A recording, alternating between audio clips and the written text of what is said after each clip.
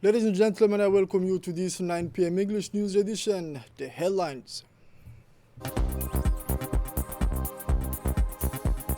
President Ismail Omar Guelleh inaugurates National Solidarity Week in Ali Sabih.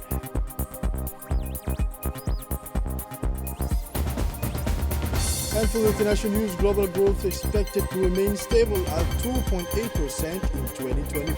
The details in this news.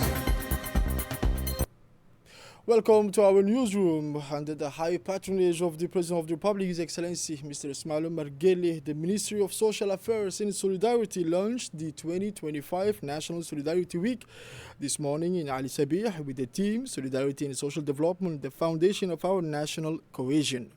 This year's event marks the first time since the inception of the National Solidarity Week in 2008 that the launch ceremony has been held outside of Djibouti City in Ali Sabih, with a rich and varied program aimed at highlighting the crucial importance of solidarity as a lever for social development.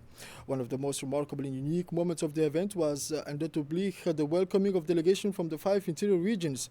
Celebrated annually in Djibouti, National Solidarity Week aims to present to the public the social development programs and projects initiated in our country year after year. Its primary merit is to offer the national public the opportunity to evaluate the scope of the actions undertaken.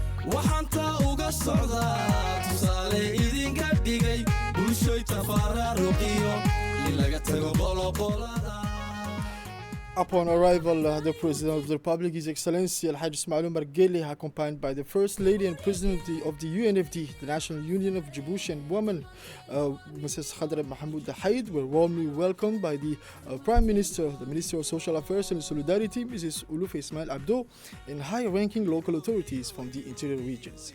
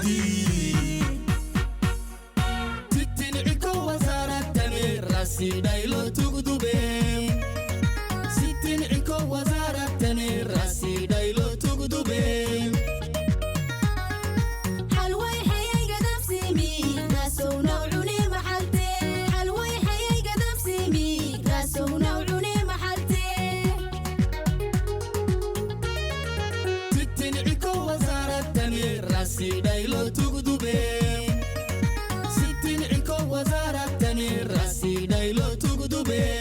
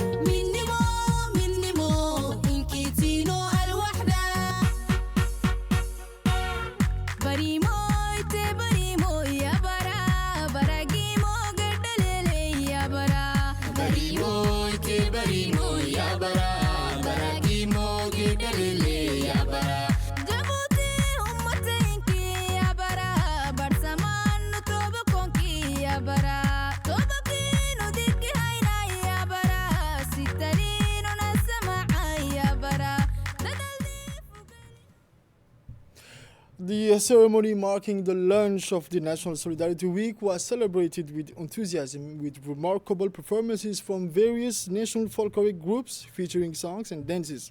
In addition to the President of the Republic and the First Lady, several government members, parliamentarians and distinguished group of officials, including members of parliaments as well as representatives from civil society, elders from the 5 interior regions, and hundreds of residents from Ali Sabeh participated in this event.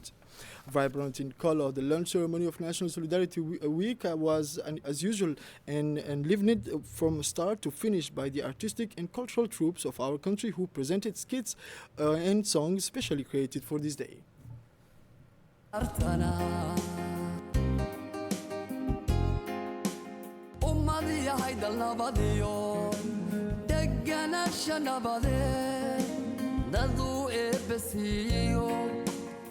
waxaan nahay dugsanayo daayikoodu mahadnaqa waxaan nahay dugsanayo daayikoodu mahadnaqa waxaynoodana isku duuminiyo dadyowa istaageersi qaran waxaynoodana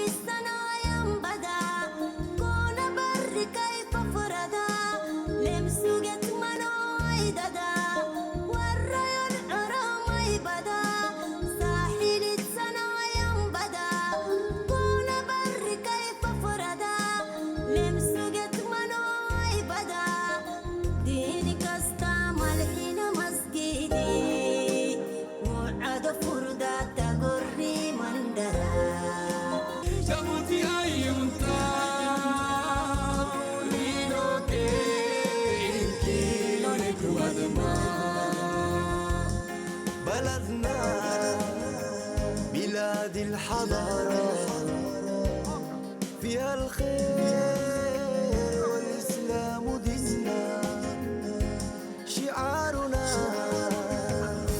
شعار الوحدة جيبوتي بدمي وقلبي وروحي الاستثمار والعلم هذا هدفنا قائدنا حكيم حكمنا وحد بلدنا وحد قلوبنا تقر دخل علي سبيح حي وعركة جيبوتي بلد السلام أرض المحبة والنعم. And the prefect of the region of Ali Sabih expressed his great joy for the people of Ali Sabih region to welcome today His Excellency the President of the Republic, the First Lady, the ministers, and the high officials. He expressed, and I quote, "We are happy to have them all among us. We will also like to thank everyone who is participating in this important event, and we assure you, Mr. President, that we will remain loyal to the wise policy you are leading." And now the President of the Regional Council and the second Vice President of the National Assembly expressed, and I quote, "We are gathered here today to evaluate the policy of His Excellency, the President of the Republic, His Excellency Ismail Omar Guelleh, which has allowed us to avoid the many trials and problems that are affecting several countries around the world. This policy has also helped preserve our national unity and reap the benefits of this wise vision."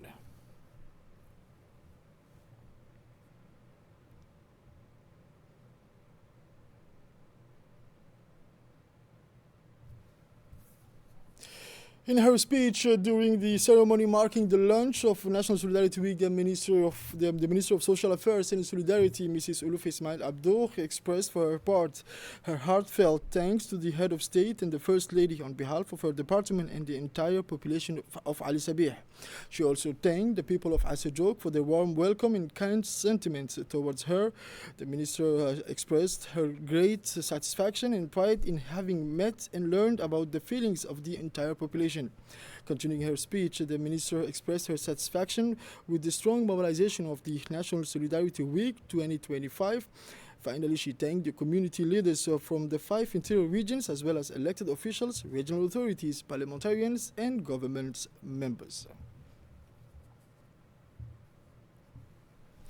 And now in his speech, the President of the Republic, His Excellency Mr. Ismail Omar Guelleh, highlighted in few words the crucial importance of national unity and solidarity that bind us together regardless of our differences.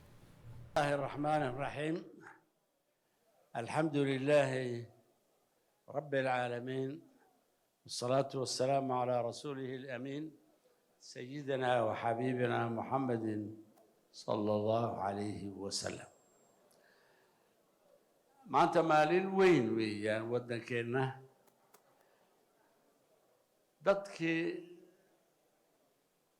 wixii mas'uul ahaa. We are gathered today in Ali Sabih, where the unity of our people is evident in the presence of our political class, our high dignitaries, our Asajok population and our dynamic youth. It is a great pleasure to be here, not only to celebrate our union, but also to illustrate our deep conviction to look out for one another, to share the news, to be attentive to those who are absent.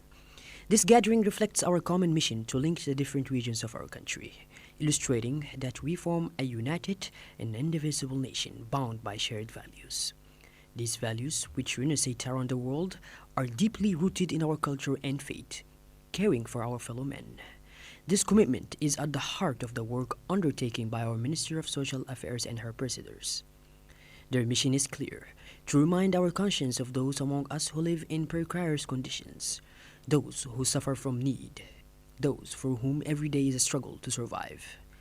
Leaving no one behind is the very essence for which this ministry was created in the first place. Our presence here during this week is a living testimony to that. We will, of course, continue to build our capacity, for our mission does not end here. We want you to know that every effort is being made to ensure your well-being, even if our resources are limited. But in our faith, we find the strength and conviction that what God has ordained for us, we shall obtain. Looking after our neighbors is not just an act of charity, but a sacred duty, a pillar of our faith that teaches us the importance of mutual aid, compassion and justice. We are all responsible for each other, and together we can build a society where solidarity is not just an idea, but a reality lived every day. This week of solidarity is more than a celebration. It is a powerful reminder of our social commitment to eradicating poverty, supporting the most vulnerable, and living by the principles of our faith that call us to be our brothers and sisters' support. We must continue to carry this message in every action, every policy, and every heart, for this is how we honor our duty to God and to our people. May this week be a renewal of our faith and our collective ability to transform each other's lives for the better. May God guide and bless us in this noble mission. For the second part, the President Ismail Omar Guelleh highlighted the efforts made to improve the well-being of our citizens, particularly through education and infrastructures.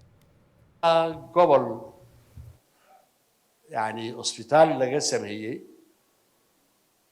inaan horta aragno miyaa loo baahnaa haabaan leenahay miyaan sii kordhin. In building hospitals in the regions, we ask ourselves the crucial question: is it enough? We then added other facilities, still asking, is water sufficient? Why all of this? It is for every man and every woman to have access to everything they need for their well-being and the comfort of their home. Today we have the vision and the means necessary to achieve our objectives. We do not let ourselves be defeated by defeatism. On the contrary, we are turning our ambition into reality. Take, for example, the young people from our regions who, after completing their secondary education, continued onto university despite the financial challenges they faced. We took on the role of parents. We put in place all the necessary resources to ensure their success. We opened a cafeteria for 2,500 students, offering them a space where they can eat and focus on their future. Today, we have 250 doctors who have emerged from this program, and they will complete their studies, as the Minister of Higher Education has informed me. This is what our mission is about: making what seems impossible possible, providing opportunities where there were none, and celebrating each success as a miracle of our collective commitment. We are filled with joy as we see the smiles return to the faces of our fellow citizens, but we are also saddened by the long road we still have to travel. Yet, we never lose hope. We pray that each of these young people and all our citizens experience happiness and joy. May our faith guide us through these trials, reminding us that our mission is a calling. By taking care of one another, sharing our resources, and building solid foundations for our future, we honor our commitment to God, Allah, and to all of you. May this vision of solidarity and mutual support continue to inspire us, and may God help us achieve all the goals we have set for the well-being of all. tacliinta sare oo isaguna ila sugaya inaan u ducayno oon u hambalyayno 250 dhakhtar oo halkani ku dhalatay, oo halkani ku barbaartay, oo jaamacadda Jabuuti ka baxday ee dhakhtarnimada iyaan dhalaa dhow u ducaynaynaa insha Allah. sidaasuu dadaalkeennu u ballaaran yahay. annaguna waan farxad oynaa markaan aragno dadka iyagiioo sidaa isku daba socda, inaan guushaa sii wadana Allahan ka baryaynaa. dadkeennuna barwaaqo iyo horumar baan u rajaynaynaa wey.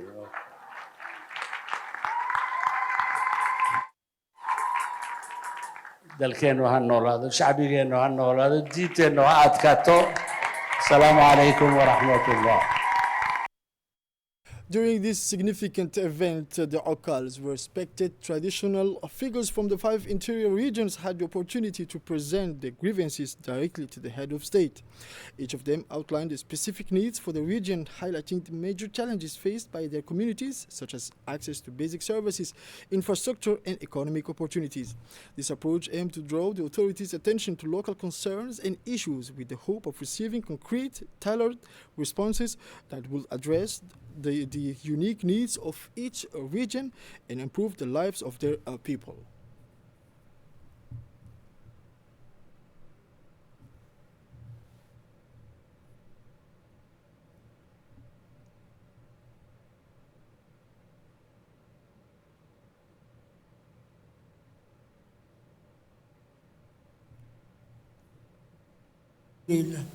maanta annagu cali sabiix waxaan leenahay wax maanta cali sabiix wax maanta aan sheeganayno ma jirto.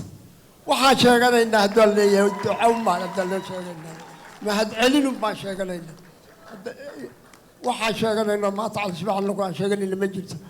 madaxweyneennana kii jira jirimaada allah ka dhigo, uuna deeqaya hadduu leeyahay kii jira jooga allah ka dhigo, caafimaad iyo cimri dheerana allah siiyo. Delegations and representatives of the civil society from the interior regions, the head of state, His Excellency Mr. Ismail Omar Guelleh, responded favorably to the request made, showing a clear commitment to addressing local needs and concerns. For the region of Ali Sabih, the head of state promised the construction of a mosque, filling a request made by Sheikh Awale. Regarding Dikhil region, the head of state emphasized that a budget of $8 million has been allocated for the rehabilitation of road infrastructure. This significant investment will not only improve connectivity and accessibility, but also enhance economic opportunities for the people of Dikhil. This commitment underscores the government's dedication to fostering inclusive growth and improving the living conditions of people in all regions in Djibouti. ayaa la bilaabi doonaa haddii alla yidhaahdo cali sabiix waxay leedahay dariiq. At the end of the launch ceremony for the National Solidarity Week, the President of the Republic, His Excellency Mr. Ismail Omar Guelleh, decorated several individuals engaged in social development. These included Fatuma Ahmed Farah from the Ali Sabih region, Aisha Hussein Sugal from Arta, Hassana Ibrahim Daoud from Tajura, and Saada Mohammed Ebo from Dikhil, and finally Faduma Abu Bakr Ahmed from Hayu Obok. These women have developed income-generating projects that contribute to the well-being of their communities. This social week aims to reduce inequalities in terms of infrastructure, improve access to essential social services for all Djiboutian, particularly the most vulnerable population living in the interior regions. Promoting the economic empowerment of rural communities, vulnerable households, women, and youth are the priorities of the government under the leadership of the President of the Republic, His Excellency Mr. Ismail Omar Guelleh. Finally, the ceremony concluded with the presentation of gifts to the President of the Republic and to the First Lady, Mrs. Khadra Mahmoud Haid.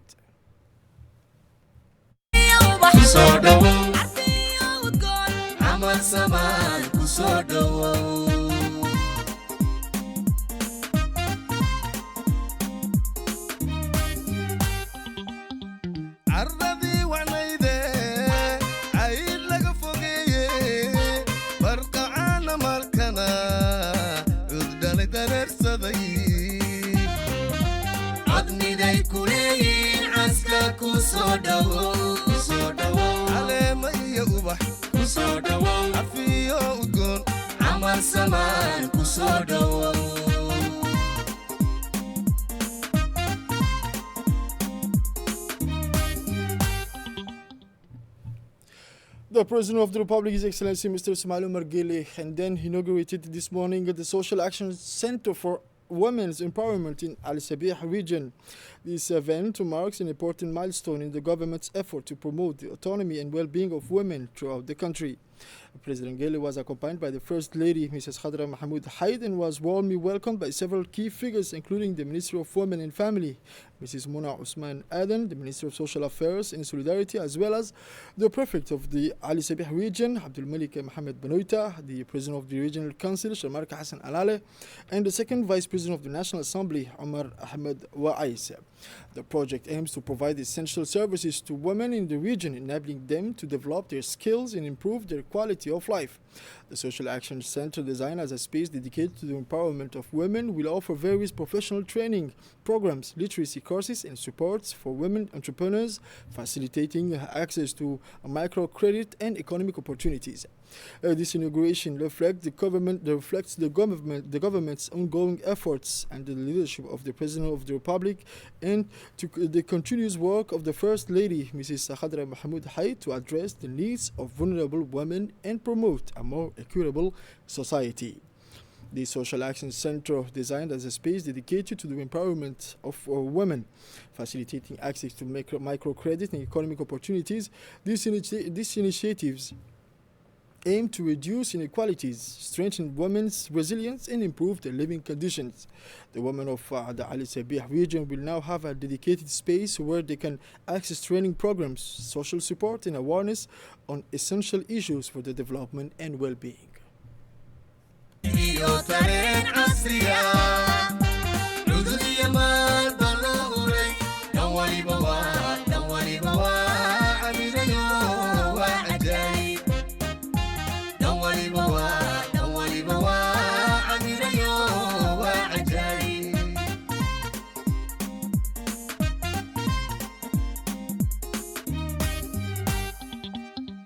gobolka cali sabiix horumar cayn bacayniyo caafimaad iyo waxbarashada gaadiid iyo tareen casriya cudud iyo maalba la huray dhan waliba waa caminayo waa cajaayib dhan waliba waa caminayo waa cajaayib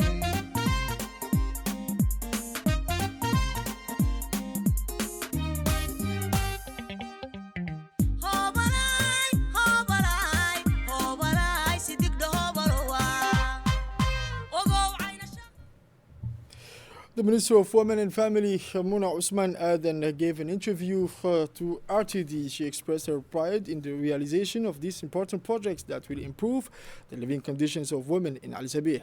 These infrastructures include a women empowerment center and a daycare for children aged 3 to 5 years. The projects are being executed by ADDS and funded by the Islamic Development Bank.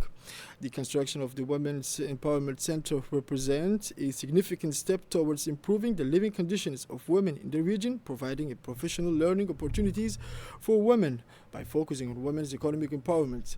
It now offers the chance to develop various skills such as cooking, sewing, computer literacy, and adult education. The center not only addresses the specific training needs of women, but also support their integration into the labor market. Now, a magazine of the reduction between economic development and the enhancement of the natural heritage. Djibouti is betting on tourism to shape its future. This is a magazine prepared by the redaction.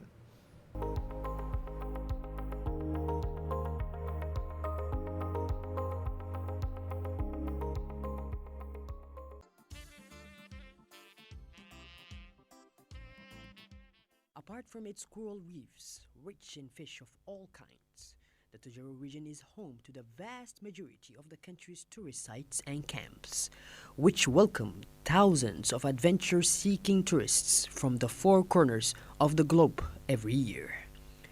The latest, and by no means the least, of these tourist sites is Lele Randa, named after the famous summer village in the Randa sub-prefecture. This project, part of the promotion of national tourism, is undoubtedly a testimony to the development and evolution of the tourism sector here in Djibouti, which remains, however, underexploited to this day.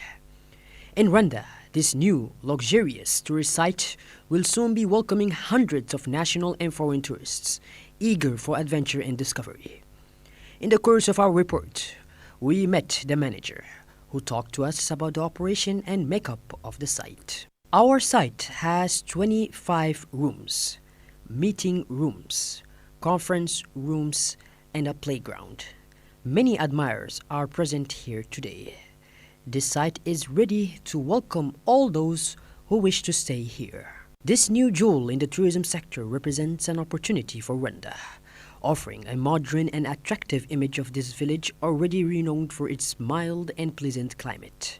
This project represents a significant step forward in the development of the region's tourism sector, enabling Randa to rise its national and even national profile.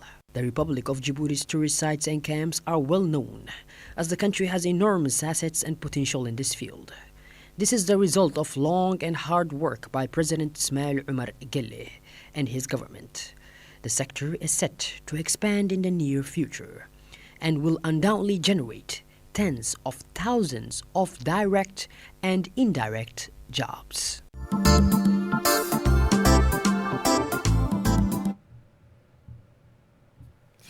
And now sports. In the aegis of the State Secretary for Sport, the Regional Sub-Directorate of Ali Sabih organized the grand finale of the Inter-Services Tournament this afternoon at the Ali Sabih Stadium. This tournament, which has become an admissible event on the regional sport calendar, saw the team from the General High School and the Railway face off in a thrilling match that kept the many spectators at the regional stadium on the edge of their seats. From the opening whistle, both teams showed unwavering determination to win the highly coveted title. Despite this effort, the Railway defense held strong with discipline until the 45 minutes. The net remained in touch and the referee blew the half-time whistle with the score still 0-0. The duel continued with increasing intensity, with both teams striving for the decisive advantage. Yet, despite numerous attempts to score, remained 1-1 until the end of the regular time. It should be noted that the match took place in the presence of the numerous authorities, including the State Secretary of Sports, His Excellency Hassan Mohamed Kamil, the Prefect of the region of Al Sabih, then the Prefect of region of Dikhil, as well as the President of the Regional Council of Al Sabih, Mr. Sharmark Hassan, the Vice President of the Tajra Regional Council, and the Director of the Regional Affairs of the State Secretary for Sports. These personalities, along with many officials from the centralized services and representatives of local sports association, praised the commitment and sportsmanship of the participants. In the region now, in the dangerous water of the night, 19-year-old Norman accomplished the feat of swimming from Djibouti to Yemen in late November 2024. Hans Le Gloan crossed the Bab el-Mandeb Strait in 6 hours and 16 minutes. This record-breaking crossing for the young man from Le Havre was made even more challenging by the condition in the Red Sea. Hans Le Gloan is only the third swimmer to successfully complete this 28 kilometers crossing, which separates Djibouti from Yemen. A medical student he took on this challenge during the night of November 2024. In Kenya now, a light aircraft crashed near Malindi, Kenya, resulting in 3 deaths, including a motorcycle taxi driver and a cyclist. The pilot and co-pilot survived after the parachuting out before the plane exploded. This accident, which occurred near Malindi Airport, raises concern about safety in this area. For the international news now, in the USA, the United States, wildfires have destroyed or damaged 9,000 buildings in Los Angeles with 10 confirmed fatalities. These fires are ravaging the region, with the Palisades fire burning nearly 20,000 acres and the Kenneth fire spreading rapidly near the borders of Los Angeles and Ventura counties. The economic losses are estimated to be near to $50 billion, and a criminal investigation has been launched into the origin of the fire. And now, as I mentioned on the title, global growth is expected to remain stable at 2.8% in 2025, according to a UN report. The details with Dini. Dozens of homes were destroyed by nearly half a dozen wildfires ravaging Los Angeles communities on Thursday evening, as the death toll was confirmed to be at 10. The bodies of the 2 victims of the Palisades fire have been recovered as authorities continue their research, several media outlets reported, citing the Los Angeles County Fire Chiefs. Officials had previously warned that the number of victims were expected to rise as investigation teams and cadaver dogs searched several debris sites across. For this 9 p.m. English News Edition, thank you for watching us and stay tuned for more on RTT.